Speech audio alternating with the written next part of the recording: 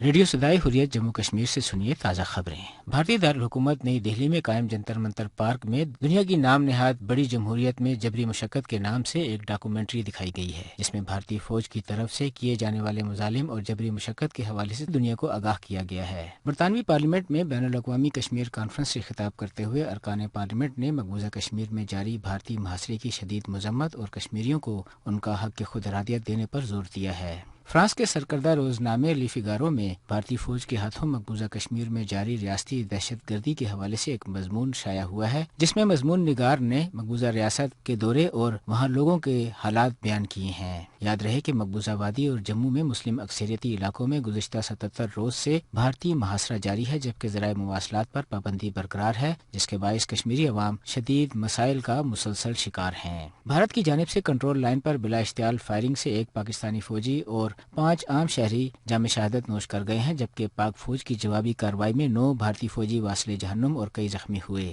اس کارروائی میں بھارتی فوج کے 2 بنکرز بھی تباہ کیے گئے۔ برطانیہ کے شہر ساؤتھ ہیمپٹن میں کشمیری کمیونٹی سے وابستہ افراد اور ان کے ہمدردوں نے مقبوضہ کشمیر میں بھارتی فوج کی طرف سے جاری انسانی حقوق کی پامالیوں کو اجاگر کرنے کے لیے کشمیر آزادی مارچ کا اہتمام کیا۔ شرکاء نے پلے کارڈز اور بینرز اٹھا رکھے تھے، جن پر اقوام متحدہ سے کشمیر کے حوالے سے کردار ادا کرنے اور بھارت سے مقبوضہ کشمیر میں تشدد بند کرنے کے مطالبات درج تھے۔ اس کے ساتھ ہی خبریں ختم ہوئیں۔ صدر آزاد کشمیر سردار مسعود احمد خان، جموں کشمیر سالویشن موومنٹ کے صدر اور حریت رہنما الطاف احمد بٹ اور جماعت اسلامی آزاد کشمیر کے سابق امیر اور رکن قانون ساز اسمبلی عبدالرشید ترابی پر مشتمل وفد ان دنوں برطانیہ کے دورے پر ہے۔ تحریک کشمیر برطانیہ اور وہاں قائم کشمیریوں اور پاکستانیوں کی تنظیموں کے بھرپور تعاون سے یہ وفد وہاں اپنی مؤثر سرگرمیوں کے دوران کشمیر کی سنگین صورتحال اور بھارت کے مجرمانہ کردار کو اجاگر کر رہا ہے۔ عبدالرشید ترابی اس بارے میں کہتے ہیں، ابھی تک بڑے عام پروگرامز ہوئے۔ سب سے عام پروگرام تو برٹش پارلیمنٹ میں ہوا، جس میں 40 سے زیادہ ممبران پارلیمنٹ نے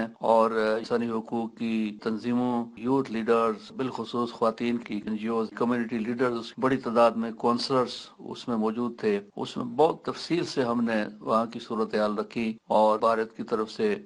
گزشتہ 30 سال سے ریاستی جبر اور تشدد کے نتیجے میں 1 لاکھ سے زیادہ شہداء اور اربوں روپے کی ڈالرز کی جائیدادوں کی تباہی، اسی طرح جو بھی وہاں پر کالے قوانین ہیں، حریت قائدین کے ساتھ سلوک ہے، اور ابھی 5 اگست کے بعد ہونے والے وہ سارے واقعات، ان کی تفصیلات کہ کس طرح سے انہوں نے عالمی قوانین کی خلاف ورزی کرتے ہوئے اقوام متحدہ